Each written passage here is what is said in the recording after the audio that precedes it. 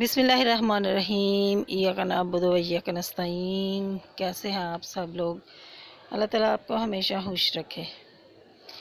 आज मैं आपके लिए लाई हूँ मुर्गी और आलू का सालन, जिसके लिए ये 1.5 किलो मुर्गी और 2 अदद प्याज, टमाटर 2 से 3 अदद और ये आलू और हरा धनिया,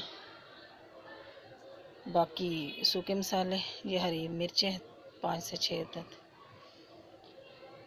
सबसे पहले हम ऑयल शामिल करेंगे, 1 छोटा कप। कढ़ाई को चूल्हे के ऊपर रख दिया और ऑयल इसमें शामिल कर दिया है। जब ऑयल गर्म हो जाए तो इसमें प्याज शामिल करेंगे और प्याज को फ्राई करेंगे।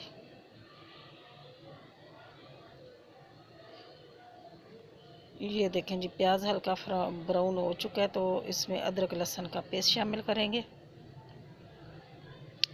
इसको थोड़ा सा फ्राई कर लेंगे कि लहसुन की खुशबू जो है ख़त्म हो जाए।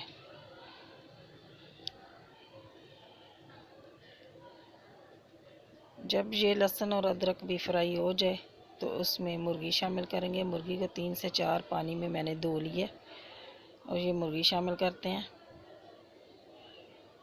और मुर्गी को इसमें तेल थोड़ा सा ज़्यादा ही शामिल करिएगा ताकि मुर्गी भी हमारी भुन जाए।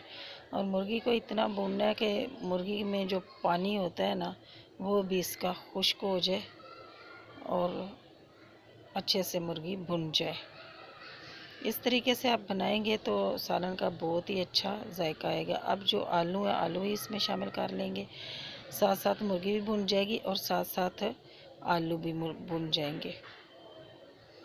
अब इसमें सूखे मसाले शामिल करते हैं, जिसमें नमक, कुटी हुई मिर्ची, हल्दी और धनिया पाउडर।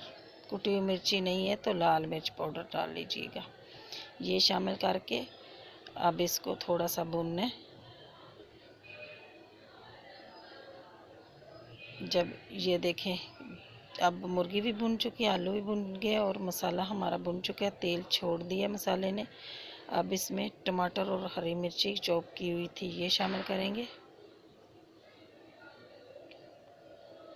अब जितना भुनेंगे सालन को, उतना ही अच्छा सालन बनेगा। ये मुर्गी तकरीबन आधी गल चुकी है भुनने में, आलू भी हमारे आधे गल चुके हैं। अब इसमें टमाटर शामिल किए हैं और टमाटर को भी अच्छे से भुनने। ये देखें, इस कंडीशन में जब आ जाए, भुनते भुनते ये इस कंडीशन में सालन हमारा आ चुका है। तकरीबन हमारा सालन बिल्कुल रेडी है। भुनते ही ये मुर्गी भी गल गई है और आलू भी गल गए हैं। अब इसमें हरा धनिया शामिल करेंगे और काली मिर्च, ये गरम मसाला। अगर आप चाहें तो इसमें शोरबा रख सकते हैं, अगर आप चाहें तो ऐसे ही सूखा सालन रख सकते हैं। 1 गिलास मैं पानी शामिल करूँगी, थोड़ी सी इसमें ग्रेवी बनानी है।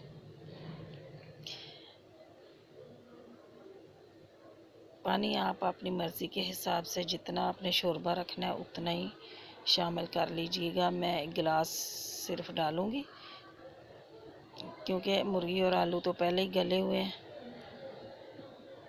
तो थोड़ी देर के लिए बस ऊपर से ढक देंगे थोड़ा 1 गिलास पानी डाल के, ताकि सालन हमारा थोड़ा सेट हो जाए।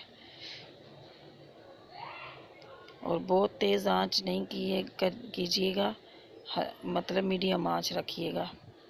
ये देखें जी, तकरीबन हमारा सालन अब बिल्कुल रेडी है। ये देखें, मैं आपको आलू भी दिखाती हूँ। ये आलू हमारे गल गए हैं। सालन हमारा बिल्कुल रेडी है। आप चाहें तो चावलों के साथ खा लें, चाहें तो रोटी नान के साथ खाएं। बहुत ही मज़ेदार और लाजवाब हमारा सालन तैयार हुआ है। अल्लाह ताला आपको अपनी हिफ्ज़-ओ-मान में रखे, दुआओं में याद रखना। अल्लाह हाफिज़।